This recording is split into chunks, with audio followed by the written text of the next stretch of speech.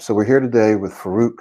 We may have Jeff joining us in a little bit, but as we said, we're going to be talking about something that affects really all of us from time to time, and that is that there are times when we get distracted. And we're going to specifically talk about this in the context of you're improving your speech. So, taking the self study, doing the coaching, you're going to find that there are times where you just get off track. Sometimes it's because you're feeling lazy and you just don't feel like doing the work. Other times it may be because something has happened in your life, something has happened with work or with your family, and that causes you to get distracted and get off track. There may be other times where you just don't feel motivated, right? And so you start losing momentum. And so you stop doing the practices or you stop listening to the audio or watching the videos. And so you start to slide back and start getting off track. And then there are times where you get discouraged because maybe you're not seeing results as quickly as you would like. Okay. So that can cause you to get off track. This has happened to all of us. There's been plenty of courses that I've taken that I still have. Sometimes I can't even find the links to get into these courses, things that I've started and never really completed them. So, once again, this can happen to all of us. But when it comes to your speech, it's very important that you stay on track because this is the only way you're going to get traction, get momentum, and improve your speech. And as you know, when you improve your speech, you're also improving the rest of your entire life, your social life, your personal life. You're going to be improving your income and everything. So I'm going to be sharing with you basically two tricks, two techniques that you can begin to use immediately. And these are tricks that I use basically every day to make sure that I get stuff done. Okay. So, how many of you, and if you can type this into the chat box, how many of you have ever started a course or started a program and gotten off track, right? Gotten off track. So, you started, and then all of a sudden you found that a day went by, a couple of days went by, and you didn't do the exercises, or you stopped listening, you started to slide back. What happens is when this happens, you can start to feel a little guilty and you can feel bad. And you can feel like, man, I haven't been doing this for a few days or a week. I'm so far behind, I might as well just stop, right? So this happens to a lot of people. So has this happened to you? If it has, I'd like for you just to go ahead and type in the chat box, yes, this has happened to me. And if you will, type how it made you feel. Did you feel guilty? Did you feel discouraged? Did you feel angry at yourself for investing time and money? Uh, just to give me an idea of how that made you feel. Okay. Go ahead and type that into the chat box for me. So, these two tricks, I'm going to talk about the first one, and then we'll have Farouk share some of his thoughts about this. These two tricks that I'm going to share with you are super effective in helping you get back on track or stay on track. Now, here's the thing, we all have a different uh, time, if you will, during the day when we are most effective, right? Right? Where we can be the most productive. So, one of the important things is that you figure out when your prime time is. When are you the most effective? When are you awake? When do you have the most energy and willpower? For me, it's not early in the morning. So I try not to do a lot of stuff and I try not to plan and try to make myself do a lot of stuff early in the morning because I simply won't do it. Right. So some of you have to do certain things in the morning. That's okay. But try to plan your day so that the critical work, the most important work, you're doing it during your prime time. So you want to keep this in mind. So the first trick that I want to share with you is something that I call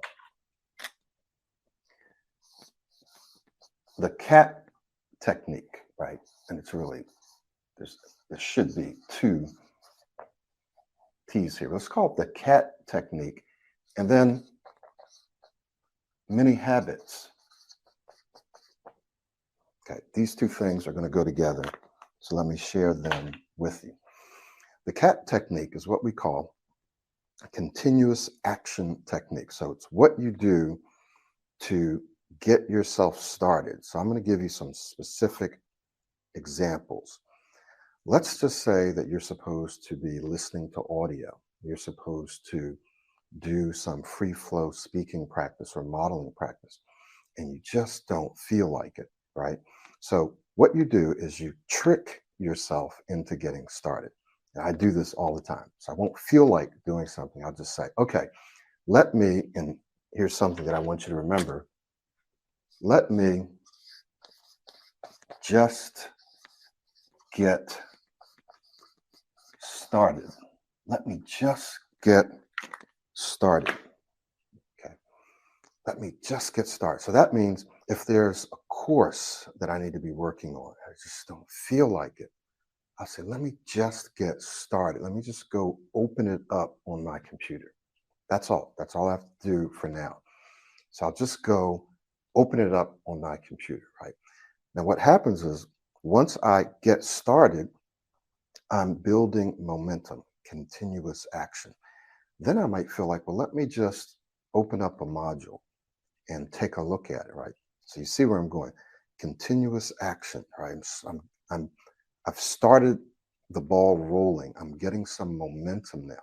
So then I take the next small step and I say, okay, let me just take a look at this module real quick. I'm not necessarily going to do anything with it, but let me just take a look at it. And I take a look at it and I go, okay, well, now I might as well just do a little bit. Let me just spend a couple of minutes, right? A couple of minutes looking at this. And so before you know it, you've built momentum, right? You are working on continuous action, right? Continuous action. So the first part of this is to just tell yourself, let me just get started.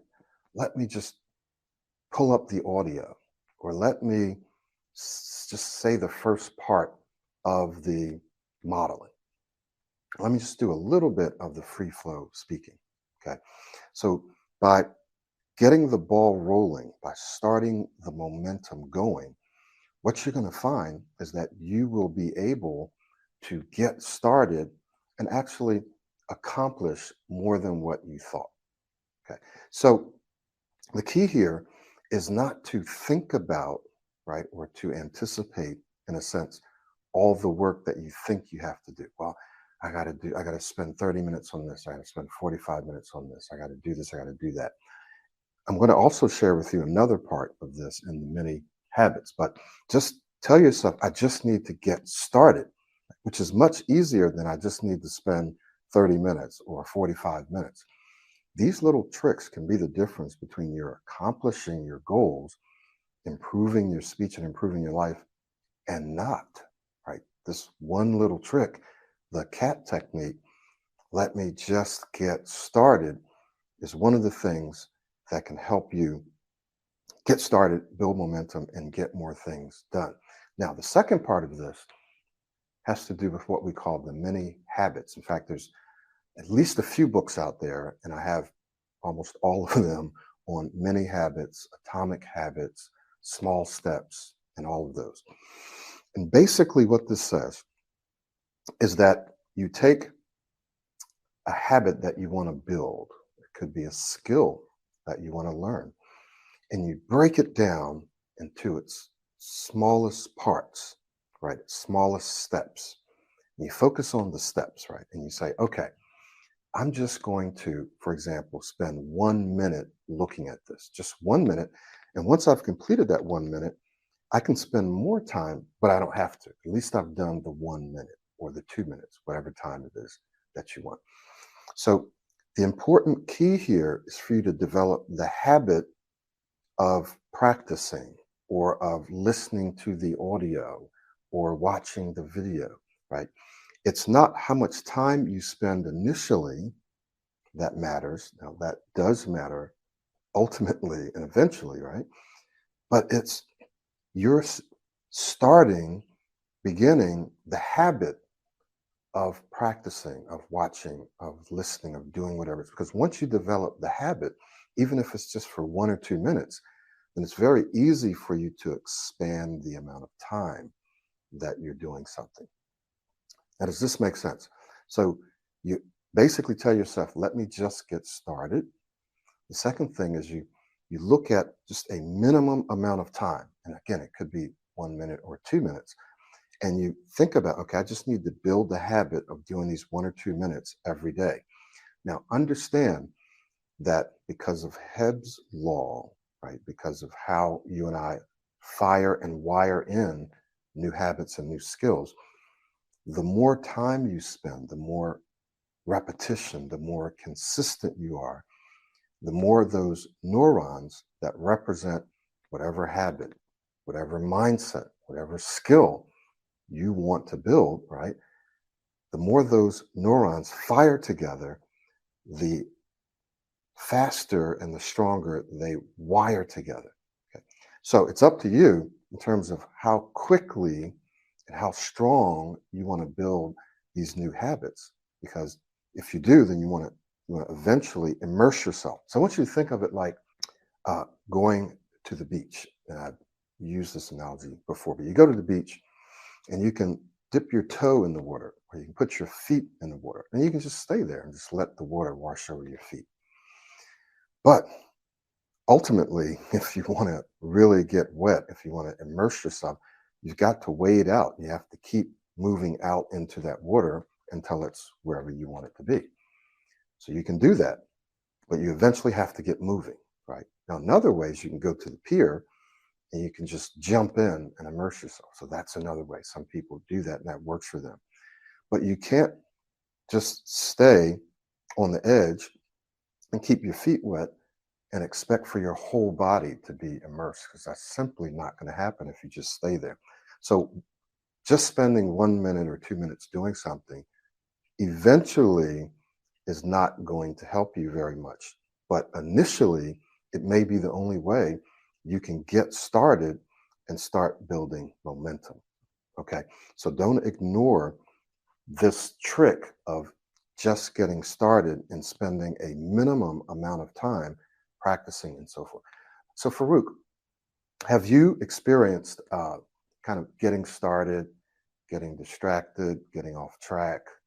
Tell us a little bit about your experiences, and I know that you and I have talked about this before. Yeah, Michael, sure. So, first of all, hi to everyone who has joined here, and I hope you guys are enjoying this webinar. This is going to be, and this is a very, very important discussion that you guys are having right here. So, yes, me too, experienced it also in rest of the areas of my life, but especially while I was working on my speech. So what happened with me and what I've seen happening with most, if not all of the people who are working on their speech, maybe with this system or maybe somewhere else, is that at the start, when they get started working on something, they are very excited about it. So they are very excited about it. Hey, I want to work on my speech. I want to change my speech and all. And at the start, because they are very excited, they start to really work on their speech more and more, and they start to see more and more improvements and results. But after a while, what happens is that I've also seen it with various of my clients. What happens is that life gets in the way, like something gets in the way. Maybe they have a lot of work, maybe they have something in their family, or maybe their speech is not their first priority. So at the start, as I said, they are very excited, but after some time, life gets in the way. But even after life gets in the way, if a speech is your first priority, like you would find a way to work on your speech. You would find a way to work on it if it's your priority. And I often tell my clients as well that working on your speech is just like going into the gym and working on your physique. So as Michael said, it's very important that how much you do each day, but even what's more important is that you do each day. So for example, if you talk about the gym, if you go into the gym 1 day a week and if you work out for 5 hours and the rest of the week you're not working out, you're not going to see consistent amount of changes in your physique. Rather, if you were only working out half an hour, but you were doing it every single day, now that is where you will start to see those changes and improvements in your speech. So even on days where you feel like I have a lot of work, I have to do this, I have to do that. As Michael said, just find a way to get into it. Like, let me just work on my speech for 1 minute. Let me just work on my speech for 5 minutes. And as Michael said, once you make yourself work for a minute, once you make yourself work for 3 to 4 minutes, your mind would want to work more, and it might make you more work more on your speech. So at the start, even if you don't have half an hour, if you don't have an hour, start off with 5 minutes, with 6 minutes, and then build your way up to half an hour or an hour. But it's very important that you build that momentum initially, because if you don't build that momentum initially, it might be harder for you in the long run. So make sure that you are doing all of the things on every single day. And as Michael said, that it's very important that you do every day. Yeah, yeah. Thank you. Uh, you can still hear me, okay? Right? Yes. Okay. Yeah. All right. So let's talk about you. You brought up something that I wanted to mention that's really good, and that is something that we call the placebo effect. The placebo effect, and this is a very real effect, and you can use it especially when you get started. Right? You can use it especially when you get started. So it tends to happen when we are excited about something. Right? You just get started with the program, coaching. You're excited. And so, because you're excited and because you believe that this is going to work for you, you tend to build up a lot of momentum very, very quickly.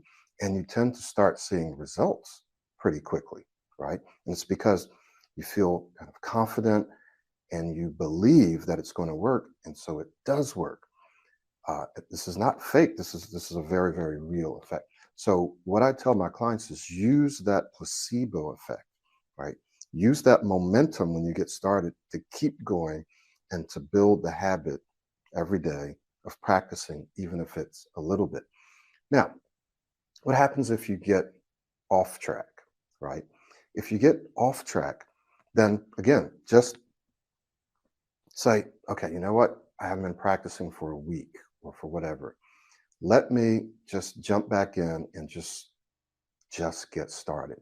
So don't feel like, well, I haven't been practicing for a week. I haven't been practicing for 2 weeks. I'm completely off track, and so I might as well just stop or quit. No, just get started with a minute or 2 minutes or 3 minutes. Okay. Don't let the fact that you got off track keep you off track. Okay. So this is important because we all, from time to time, will get off track. We all will get distracted. We'll all get discouraged. The thing is that you keep going no matter what. All right. So this is the first trick. It's called the cat technique. You tell yourself, let me just get started. You tell yourself you're just going to spend 1 minute or 2 minutes, whatever the number is, whatever the time is, so that you don't feel like, oh my God, this is too much, or I just don't feel like doing it. Now, this is something that I can do. I can do a minute, I can do 2 minutes, right? And so you do it. The second technique that we're going to talk about has to do with using transition time. And I actually have a video that I created for my students and coaching clients that I'm going to send out to you complimentary. Okay. I'm going to send it out to you. And this is extremely powerful. It's extremely powerful trick, if you will. So, what do you think I mean when I say use transition time? I'm going to explain it, of course, but go ahead and type into the chat box what you think I mean when I say use transition time to practice or to get things done. Okay. So just type what you think I mean by transition time into the chat box. And as you do, I'll just go ahead and start to explain it. Basically, when we're talking about transition time, we're talking about the time in between your daily activities. So for many people, if they have to commute to work, that's transition time. If you are cleaning up the house, washing dishes, vacuuming the floor, Exercising. Many of my clients have listened to audio when they were exercising. If you have to walk someplace, so driving, walking, cleaning. Some clients have put on the videos or audios. You don't have to watch the videos, you just put them on in the background while they were working. So some of you have jobs where you don't always have to have 100% of your attention on what you're doing, right? You can have a degree of attention on the task, right?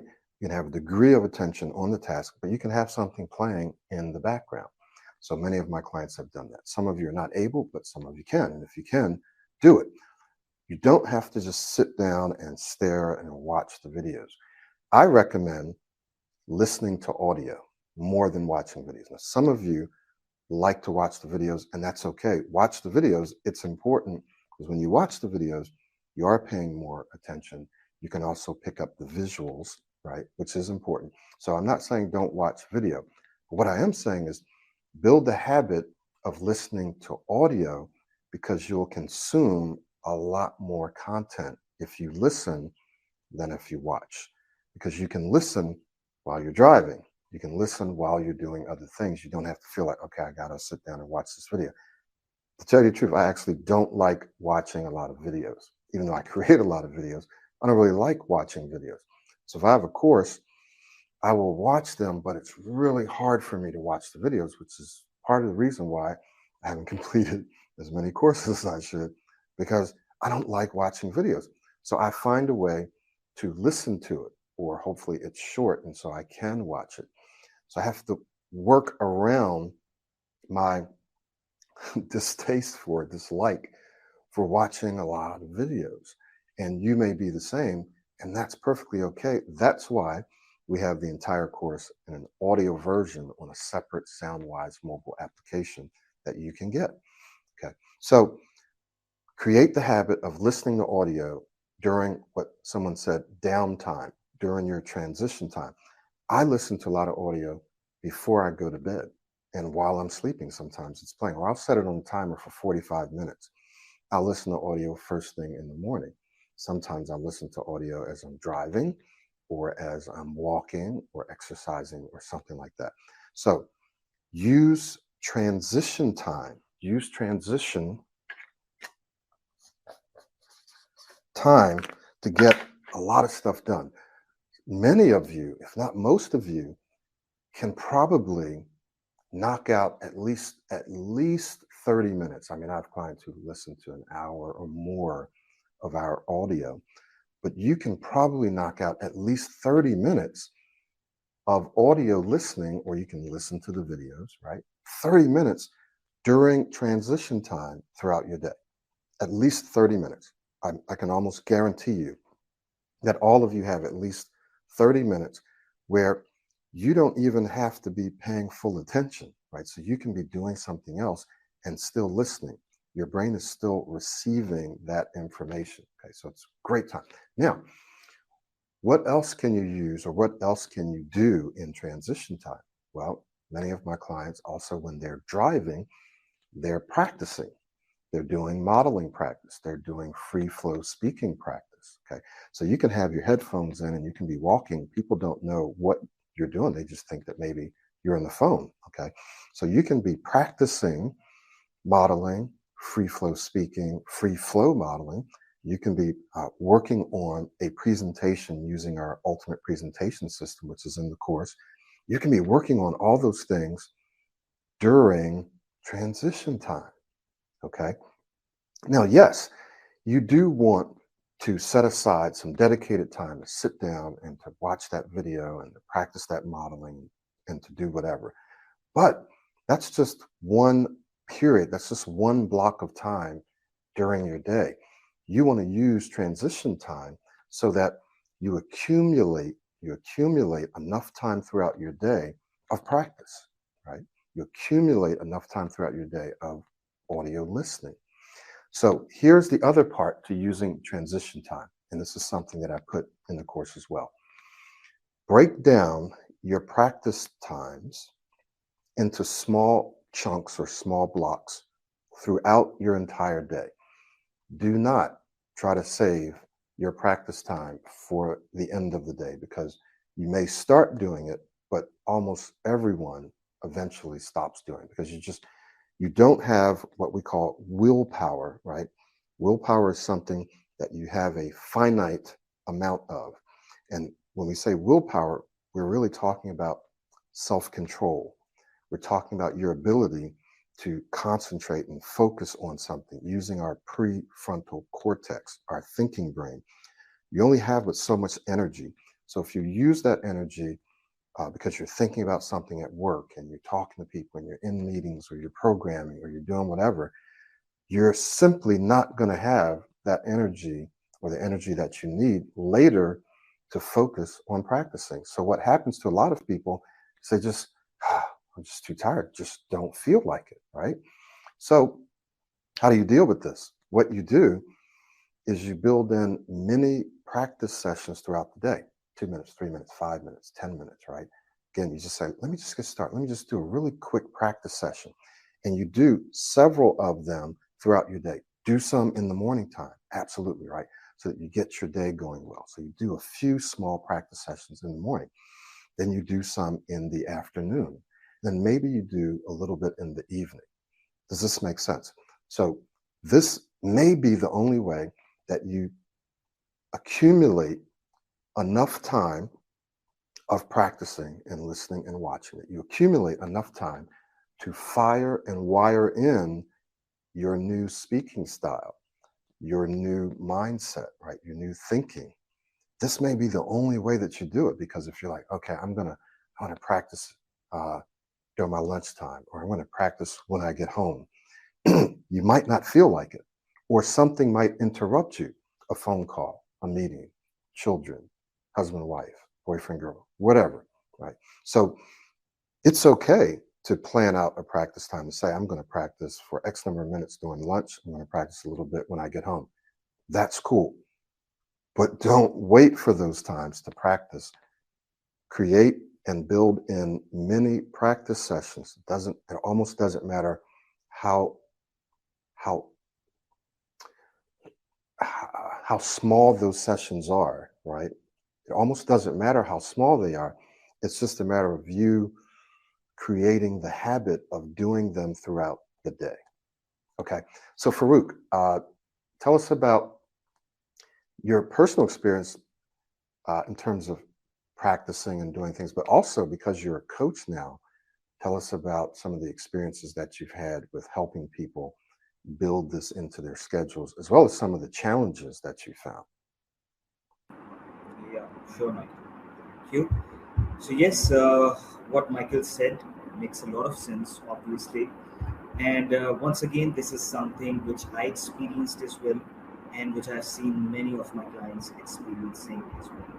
And in fact, the week before, I was just speaking to a client, and he was letting me know how he does all of his practice at night. And he was doing all of the practice at night just before sleeping. And I could see in the meetings that his speech was not really improving as much as I wanted to see. And the reason for that is because what you might end up doing is that you might end up using your old speaking style the whole day, and then you might just work on your new speaking style at night, and then you sleep. And then the next day, you are again doing the same thing. The whole day, you're using your old speaking style, speaking in that old way, and then at night, you use your new speaking style. So that's now how it would work out. So it's really important, as Michael said, to use those transition times so that you do, let's say, 5 to 10 minutes in the morning, 5 to 10 in a lunch break, 5 to 10 in the evening, 5 to 10 at night, something like that. And you would find at the end of the day, as a whole, it would make up around half an hour to 1 hour.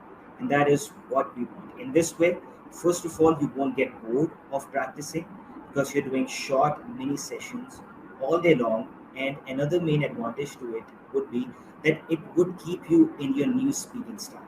For example, if you're doing the practice in the morning, in the afternoon, in the evening, you're doing it in these times. So the whole day you are continuously reminding yourself to use your new speaking style. So it would help you to not switch back off to your old speaking style and just work on your new speaking style when you're by yourself. So when you keep working on them, when you keep working on it like that, it really helps you to use it in every speaking conversation. So that is obviously something that is really important. And one thing that I would say is that you guys should find at least some time to work on your speech in the morning after you wake up, because the work that you do in the morning, it's going to build your whole day up. So what you do in the morning, if you don't work on your speech as much in the morning, then you might not be very motivated to use your new speaking style at the start, and that might hinder your speech a bit. So especially if you just started working on your speech, make sure that you find some time in the morning where you do the practice, and then choose those transition times where you're doing some in the morning, afternoon, evening, and night. So this is what I would like to add. And one more thing, if you allow, Michael, uh, would be that what I used to do is that when I was doing all of the practices, like the modeling practice, the free flow speaking practice, and all, what I especially used to do is that I used to go onto my roof and I used to walk. And I used to just continuously walk for around half an hour to an hour. And I used to just speak about random stuff using my new speaking style. So I used to work on modeling. Okay, if Michael was here, how would he say this? How would he say that? And I used to speak about something going on at work. I used to speak about how my day went, what are some of my plans for the next week. I used to work on modeling, the free flow speaking, and all. And then I used to listen to a lot of audios while I was doing something, maybe while I was exercising, while I was driving.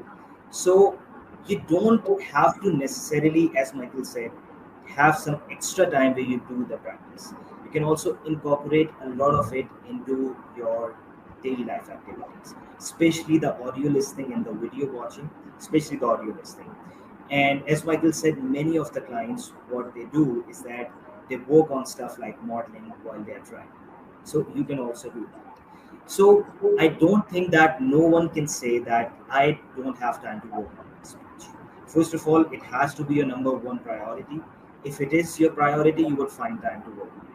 And even if you have the whole 12 hours busy or the whole 14, 15 hours busy, then you can substitute your practice in times where you are doing something else, as Michael says, like exercising while you're on a drive or something like that. Most of the people I've seen that while they are on their drive to work and back, it is at least like half an hour to an hour or 1.5 hours. So that time is really great to work on speech. So as I said, if speech is your number one priority, you would find time to work on it. So Yeah. Thank you, man. That was great. A couple of points. One, your speech and your mindset has to be your number one priority. Someone says, "Well, no, my family's my number one. My job is my number one." Right? But hey, you are always with yourself. Your brain is always with you. Your speech is always with you. If it's not your number one priority, trust me, you will not think about it, because this is a little bonus that I'm going to give you right now.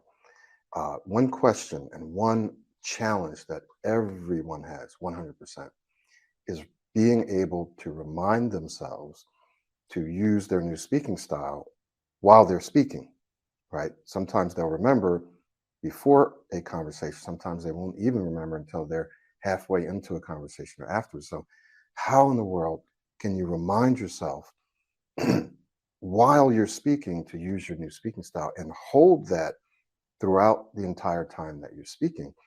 Part of it has to do with what Farouk said.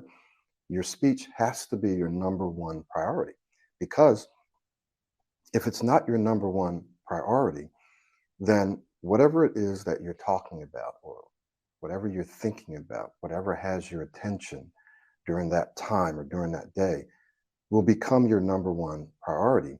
And your basal ganglia, the part of our brain that manages habits and so forth, will simply do its job, and it'll take over, and you'll revert back to speaking and thinking and acting the same way that you usually do. Like, that's its job, right? Is to keep you in a state of homeostasis, right? Where you're comfortable, even though it's uncomfortable. It's what we call uncomfortable comfortability. So it's uncomfortable to be struggling with your speech, but it's also comfortable because you've been doing it your whole life. So your brain wants to keep you there so that it can use less energy, right? When you have to think about how you're speaking in a positive way, okay, I need to speak this way. I need to remember to breathe. I need to remember to slow down, right? These are two key techniques, right, that help the most people the fastest. If you're not reminding yourself to do that the whole time you're speaking, then you won't do it. You almost can't do it, right? You just won't do it. You'll just revert back to speaking the way you usually speak. So your speech, number one, has to be your number one priority, which means you have to set an intention that says, you know what, I'm going to work on my speech every day. I'm going to do a little bit all throughout the day, like Farouk says, because it keeps reminding you, oh, okay, I'm supposed to be using my new speaking style. I just got finished doing a 2-minute practice, right? So it's fresh, keeps it at top of your mind. But what about while you're speaking? So while you're speaking, you're probably thinking, well, Michael, I don't have time to be thinking about my speaking style while I'm speaking because I'm thinking about the content, the ideas I want to get across, or I'm thinking about the people who are there, or whatever.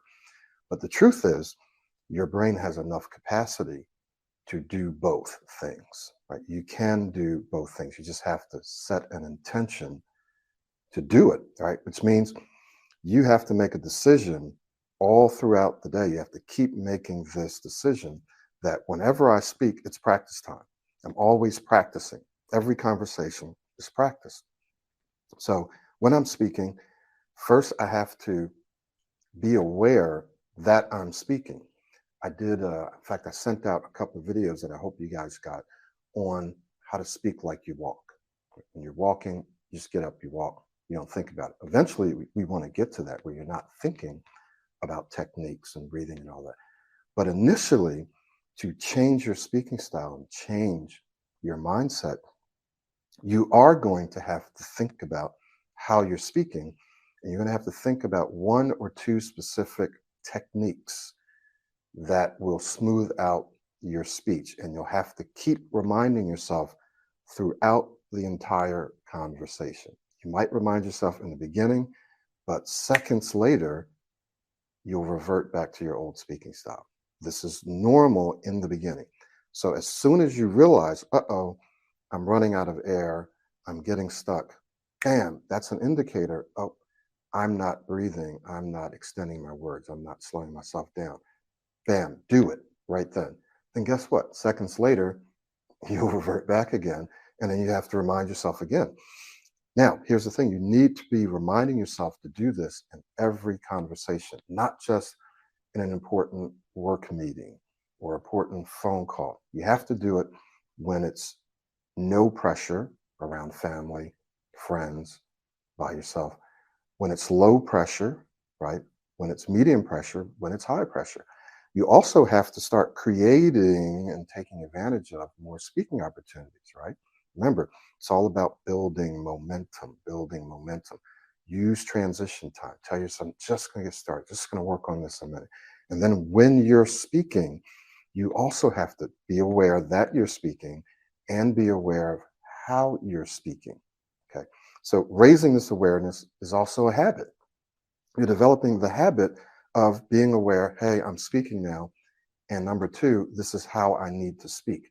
Because trust me, if you don't develop the habit of being aware that you're speaking and how you're speaking, your basal ganglia will do its job and take over, and you'll speak the way you've always spoken.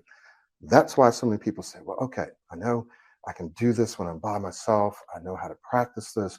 But as soon as I get in a conversation or as soon as I get in a higher pressure conversation, this is what people say, all of that goes out the window, right? Goes out the window. And this is why, this is why you have to do what Farouk said. You got to do many practice sessions throughout the day. So it's at the top of mind. So you're thinking about it. You have to listen to audio so that it's in your mind, right? And then you have to be aware, I'm speaking right now. I'm getting ready to speak. And I need to be reminding myself this whole time to breathe more and to, for example, extend my words. I need to be reminding myself to do this the whole time, right? And once you have that in your mind and you create that mindset and that habit of reminding yourself to do that and then doing it, you're going to find, also because of your basal ganglia, that as you remind yourself to do it, you're actually firing the neurons together that manage that thought process.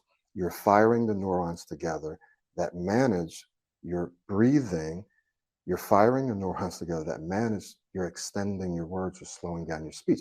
So the more you fire them together, Hebb's law, the more you fire them together, the more they wire together, the stronger they get, the sooner you get to automaticity, which is where we all want to be, where we're just not thinking about it.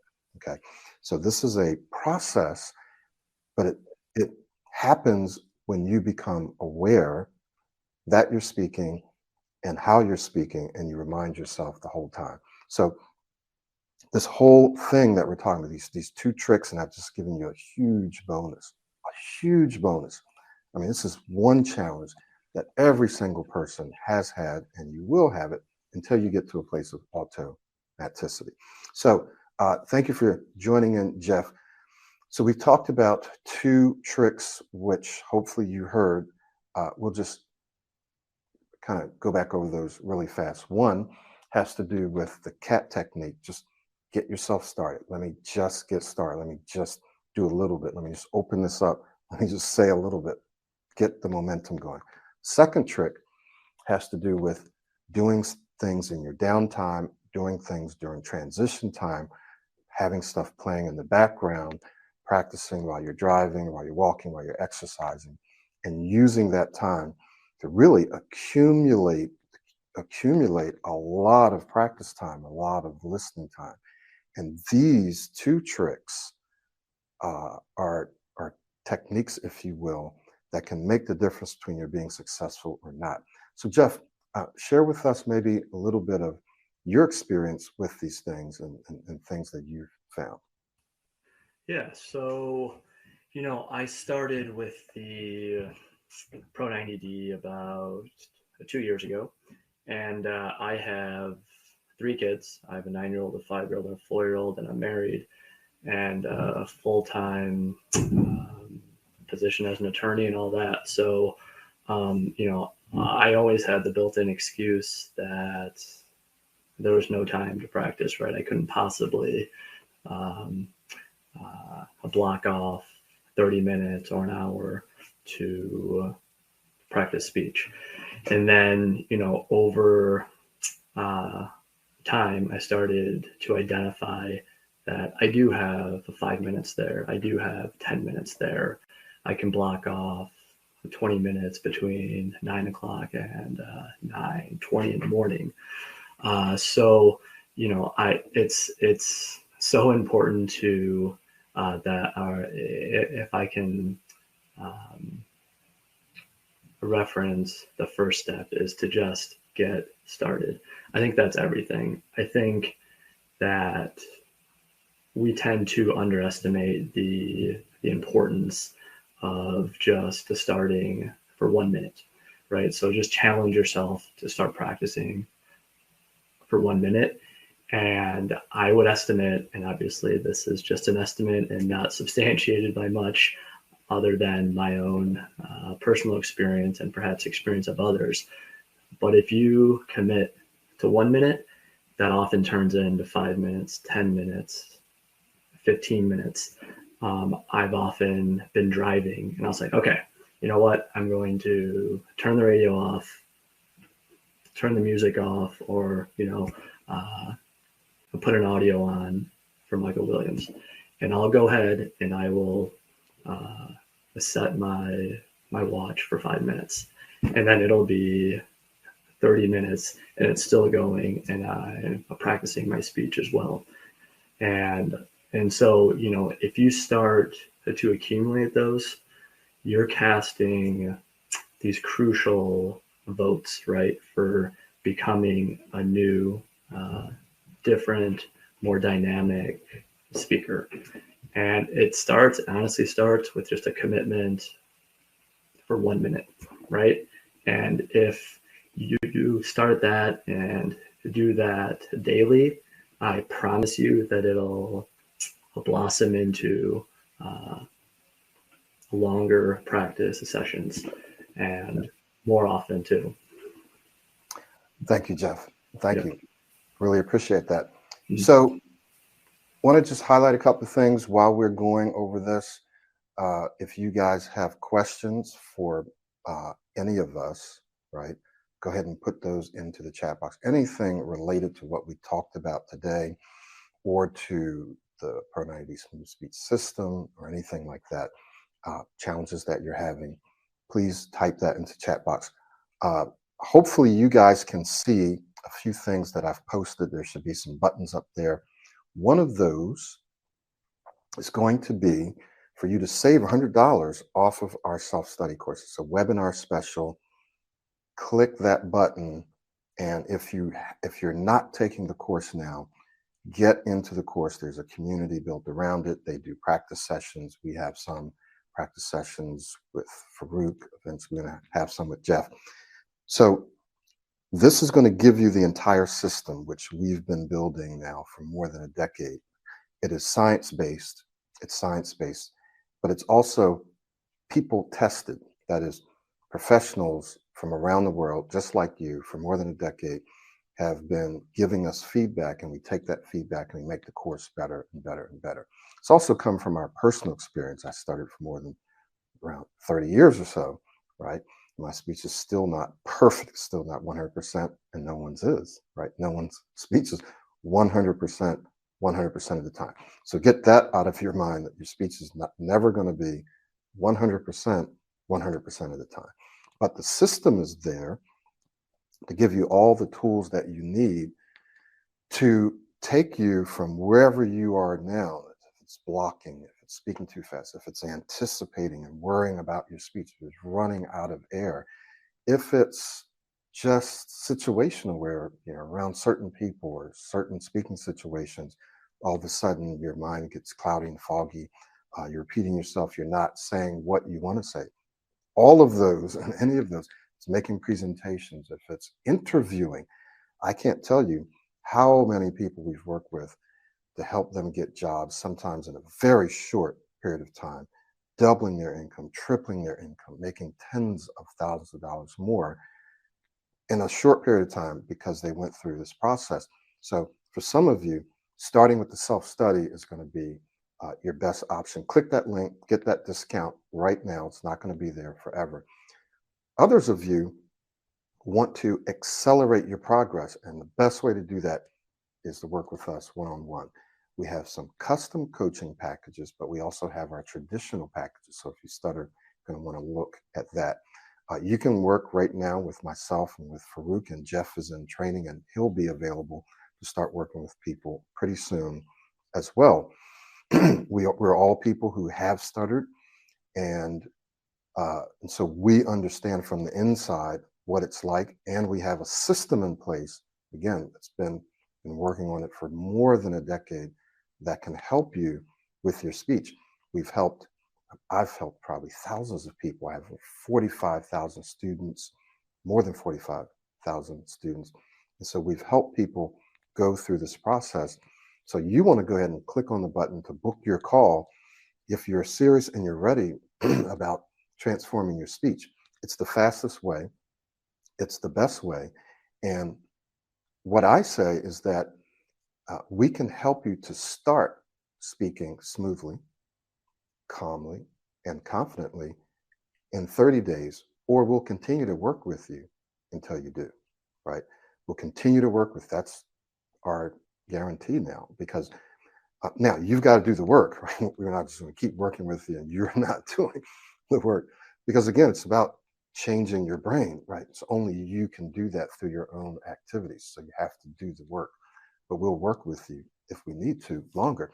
So, and you'll start to see results in 30 days or less. Many people start seeing results in a week, in 2 or 3 weeks, definitely within a month. You will start seeing results if you're doing the work. Promise you. Okay.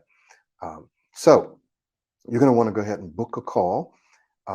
We also will, if you book a call with me, but you want to work with Farouk, then we'll make that happen as well, right? So you can work with him.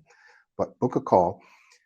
You can also learn more if you need to about the coaching program, about the process by clicking on the Learn More button, right? That'll take you to the coaching page. And on that page, you can scroll down and you'll find Farouk's calendar and his information, right? It'll take you to his page. So just wanted to mention those things to you. The longer you wait to work on your speech, the more ingrained it becomes, right? The more of a habit it becomes, the harder it is to change, the more it becomes a part of your identity and your personality. I can't tell you how many clients I've had who told me, I was talking to a couple people last night, they're not even my clients, and they were telling me how many opportunities they've passed up because of their speech. Now, they don't even stutter, but they do struggle with public speaking. How many opportunities they've passed up because they've been struggling with their speech. So Farouk and Jeff, say a little bit about the opportunities that you can recall, right, that you passed up because you struggled with your speech and you hadn't really fixed it yet. So let's start with Farouk. Maybe tell us, I don't know if you have a experience or something with that. Yeah, sure. So just before that, one more thing that I really wanted to add into the session would be your speech becomes your priority when you have your why clear. So you have to make sure that you have your why clear in your mind. Why are you working on your speech? Because if you have that why crystal clear in your mind, that itself would make you work on your speech. So, for example, when I was working on my speech, my why, my goal was to reach coach. That goal in itself kept me motivated and inspired to work on my speech every single day. So your why needs to be clear and your why needs to be something big. Like why you want to work on your speech, why you want your speech to change. Like what sort of an impact you would like to have in this world with your speech. How you would like to, let's say, change the world with your speech. How would you like to impact people's life in a positive way with your speech? Then look at the amount of financial gains, then look at the amount of relationships you would be a part of if you had your speech smoothed out. Just look what sort of an impact it would have on your mindset. So when you have these things clear in your mind, then they by themselves make you work on your speech more and more. So have your why very clear. Like ask yourself, why do I want to work on my speech? Why do I want my speech to change? What sort of an impact I would like to have with it? And when my speech changes, what would my finances look like? What would my relationships look like? Etc. etc. And you would find that just by changing your speech, your opportunities start to go towards the next level. From what I've seen so far, the people who are at the top of their game, the people who are at the top of their fields, they are the ones who are excellent and amazing speakers. Sometimes the people who are more skilled work under them just because they are not able to speak as well, or just because they are not excellent and great speakers like them. So your speech can really take your job, can really take your opportunities, your life towards that next level. So just knowing that in your mind, just having that clear in your mind would make you work on your speech more and more. And that is something that would start to really take your speech towards that next level. And once again, I've seen it with all of my clients, I've seen it with myself that many opportunities have been missed by people just because of their speech. Now, I had a client who said that there was a job that he really liked. He wanted to go for it, but he just knew that in that job he would need to speak. He would need to speak it. So there would be a lot of speaking in that job. So just because of that, he changed his jobs. Although he really liked to do it, but just because of speaking, he missed that. So that has to be very clear in your mind, and once you know that, in itself can make you work on your speech. So that is what I would like to add. Jeff, before you respond, let me answer this question. Okay. So Yvonne, you ask us, how do you stop the negative chat when a new speaking situation has not gone as planned? This absolutely has happened to all of us, and it will happen, and it will continue to happen, right? Where something doesn't go the way you would have liked it to go, the way you planned it to go. Even you might have practiced, you might have prepared, and it just didn't go well. So this is what we call ruminating, right? Ruminating. When you ruminate, you kind of look back. It's kind of like worrying about something that happened in the past, if you will. So you look back and just keep going over and over, thinking about it. Negative chatter. Again, very, very common. What you want to do is, first of all, understand that this is going to happen. You're going to have some speaking experiences that don't go your way.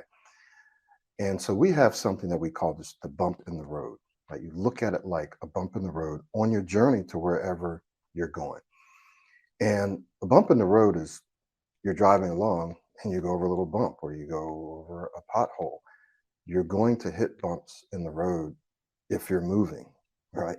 But what you generally don't do is you don't stop after that bump and back up over it and get out your car and look and go, man, what the heck? Why in the hell did I run over this bump?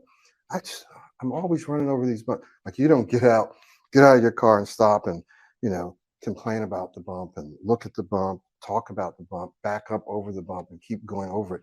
You just keep going and you try to navigate your way around any future bumps that you might see, if you can, right?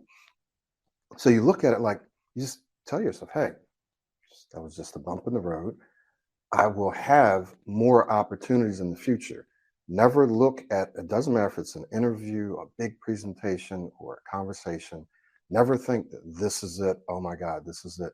You have to remember, you're always going to have another opportunity, right? So this kind of gives you hope. You say, hey, there's going to be other opportunities for me to perform well. And then the next thing that you want to do is ask yourself, okay, what did I do well and what could I have done better? Not what did I do wrong? Why did I mess up? How did I mess up? No. So what did I do well? Well, I started off well. I remember and then all of a sudden I just forgot. It just went out the window, right?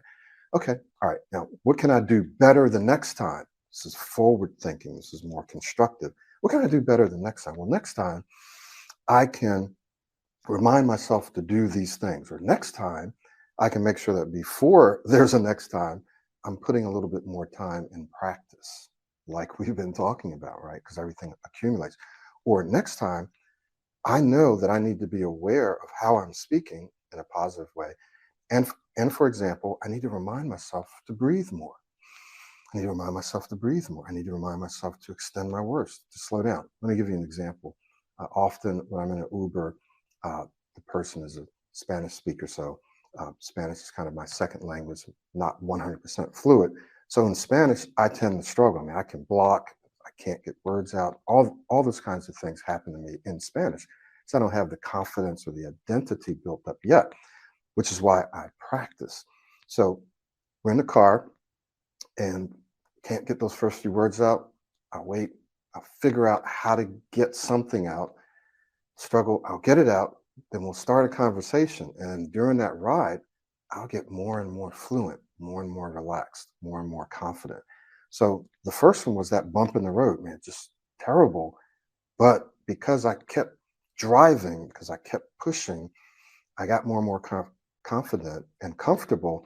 And what did I do? I created a successful speaking experience, right? I didn't think about the fact that I couldn't get started, that I got stuck. I just thought about the fact that, hey, eventually I was able to speak pretty fluently. So you also have to keep your focus on your successes, celebrate your successes, kind of forget about those bumps. Only think about them in the sense of, what could I have done better? What did I not do? And what can I do the next time? And then you just have to keep moving forward. I have a client who used to ruminate all the time. Just he would lose sleep over stuff, right? And now he just sent me a video yesterday that, you know what? I had these meetings, I had to go to a wedding, and I didn't lose any sleep at all. There are still times where I might worry about something, which is normal, right? But I'm just not worried about it in the same way. I'm not going back and thinking about it over and over. So it's a process. And if you go back and watch this video, you can see the things that I'm sharing with you that will help you do that. I promise you it will help you, but you got to to go through the process, and you got to kind of look at it in this way. So I hope that that answered your question. Let's have Jeff share, and then there's another question. What do you advise to do before presentation? Okay, I'll answer that, but let me have Jeff go ahead and share his thoughts on, you can share your thoughts on the question or on whatever, you don't have to share it on. Yeah, no, if I can just piggyback off of that response. So, it's such a great question to ask, because this occurs all the time for people who stutter or struggle with their speech. It's something that would transpire all the time with my own personal speaking experiences, right? Where you'd say, oh my, like, I can't believe I got stuck for 5 seconds there, 10 seconds. It was so embarrassing. I was looking at everybody, and that they were putting their eyes down or whatever it may be. So very uncomfortable, body language, all that. So, and then after I started with the Pro90d speech program, you started to pivot a little bit, right? And you start to look at those as some opportunities, right? Because ultimately the foundation of this program is to create a new speaking identity, right? And it extends so much further beyond just the spoken word. So, it's self-talk, it's affirmations, and self-talk and affirmations account for a lot, as far as time, account for a lot larger percentage of your time than actually speaking aloud.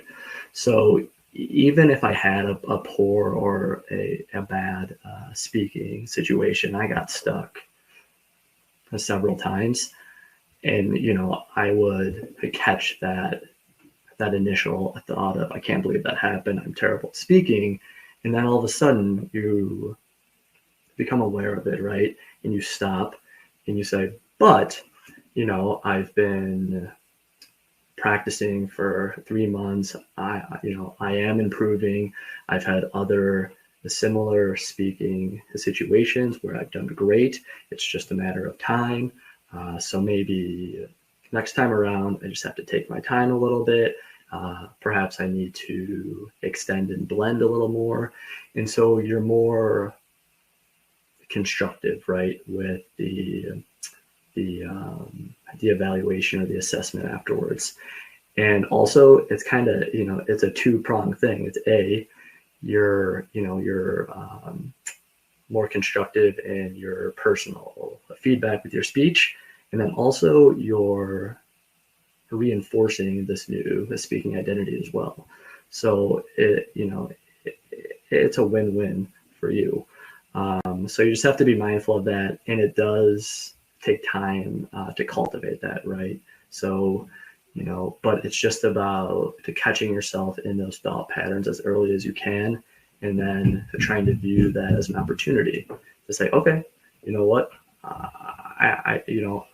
I'm aware of these thoughts, and I'm pivoting off them now, and in the process, I'm creating this new speaking identity.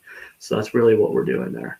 And I, that answers Stephen's question as well. I think about presentations, it's exactly the same thing. The self-talk and affirmations start before, during, and after the presentation. So don't minimize these opportunities to reinforce a new speaking identity before or after these speaking situations, or if it's a presentation. So. All right. Thank you, Jeff. Yeah, so the self-talk is extreme. In fact, without self-talk, we'd say really none of this will work. Self-talk before, self-talk during, believe it or not, and self-talk afterwards. It's very, very important. So let me just add a little bit more to your answer about what to do before a presentation, we have a whole module as well as some information in other modules in the system. So if you don't have the system, what I'm giving you is just very, very brief. Buy the system. It's worth it. You're going to get your money back 1,000, 10,000 times in your future job, as well as just in how you feel. So just get the system. You're going to spend that money on something anyway. Trust me, you've already spent it.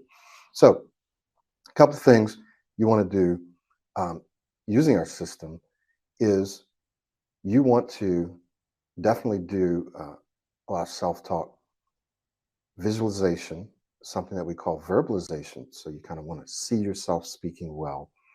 I remember for me that 50% of my confidence, 50% of my confidence came from the structure, the way I structured my presentations. The other 50% came from my speaking style. So I had two people that I would model. And I used a structure that allowed me to not use notes or scripts because I didn't like to read then, right? But it also helped me be able to interact and engage with the audience. And so I used a question answer category number structure. We also use Vic and Rick. And I would always be preparing for that presentation because I didn't need notes. I didn't need to have to stop and sit and look at notes. I would create the structure up here so that I could always prepare. I'm always with myself. I always have my brain. So I can prepare while I'm driving, while I'm walking, during transition time. I'm always preparing, have the structure. And a lot of it has to do with shifting and keeping your focus on what it should be. So in presentations and interviews, a lot of times we get distracted by other things, by what happened in the past, by certain words that we have to use, by who we're talking to, the audience. This is where Vic and Rick comes in. You should be focused on serving that audience, on answering that question, on being relevant, right? Rick, relevancy, on engaging, right? Or interacting, the I, interacting with that person, impacting. How am I going to impact this person so that they can understand and hear what I'm saying? So this has a lot to do with your speaking style. So if in the back of my mind, I'm like, is this relevant? Is this valuable? That's the V in is what I'm saying valuable to this person at this time, to this conversation? Is this relevant and valuable? Am I holding their attention by the way that I'm speaking?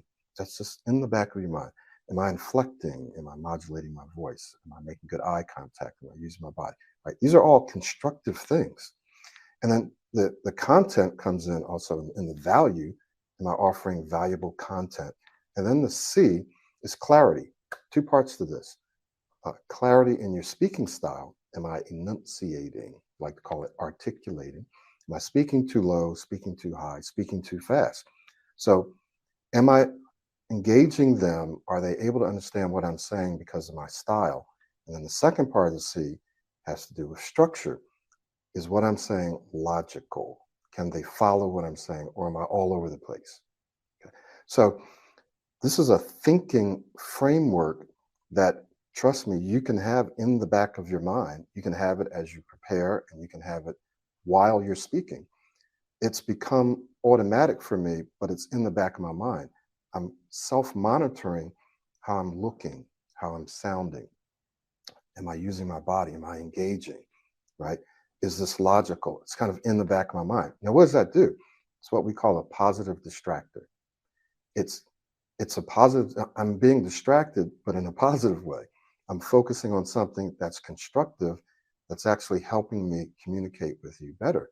If you think about that, you don't have time to be negatively distracted, right? To be thinking about the audience. What are they thinking of me?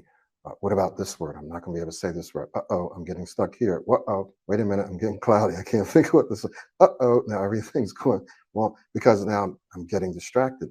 I don't have time to get distracted if I'm just thinking about Vic and Rick and the audience. Okay, so that's a little mini course on what to do before presentations as well as during presentations. Okay, all right, guys, we are at 1:14. If you don't have any other questions for us, I want to strongly encourage you, if you don't have the course, get the course. If you have the course, or if you don't have the course and you want to accelerate your progress, you're going to want to work with one of us, because you're going to miss opportunities if you don't. And it's unnecessary. It doesn't matter if you stutter or block or whatever it is. We've cracked the code. We've solved the problem. This actually does work, right? It depends on how much work you put into it, but this process will work for you. Okay. Any kind of final words from Farouk and Jeff before we wrap up? Just something real brief that you want to leave the audience with. So, not much, Michael. I think we have discussed about a whole lot of stuff in this session. And like as we said, like some points that I would really like you guys to have with you when you go away from the session is, one thing, to know your why. The second thing, to make your speech your number one priority, and make sure that you do the work every single day. And we can almost guarantee that this system will work for everyone as long as they do the required amount of work. This might only not work for you if you're not doing the work. So it's based on science. It has worked for, as Michael said, thousands and tens of thousands of clients in the past. So it would work for you as well, no matter what your starting point is, no matter what your situation is. But you have to do just one thing, and that one thing is to make sure that you do the amount of work on your speech every single day. Find small chunks of time, do whatever you need to do in order to motivate yourself, to inspire yourself to work on your speech every day. And if you keep working on your speech like that, like, we can almost guarantee that there is nothing which can stop you from reaching your speech goals. So know your why, make your speech your number one priority, and do the required amount of work and take your speech to the next level. So Thank you, Farouk. Jeff? Yeah, no, I think what Farouk said is great and absolutely true. It's called the Pro90d because it takes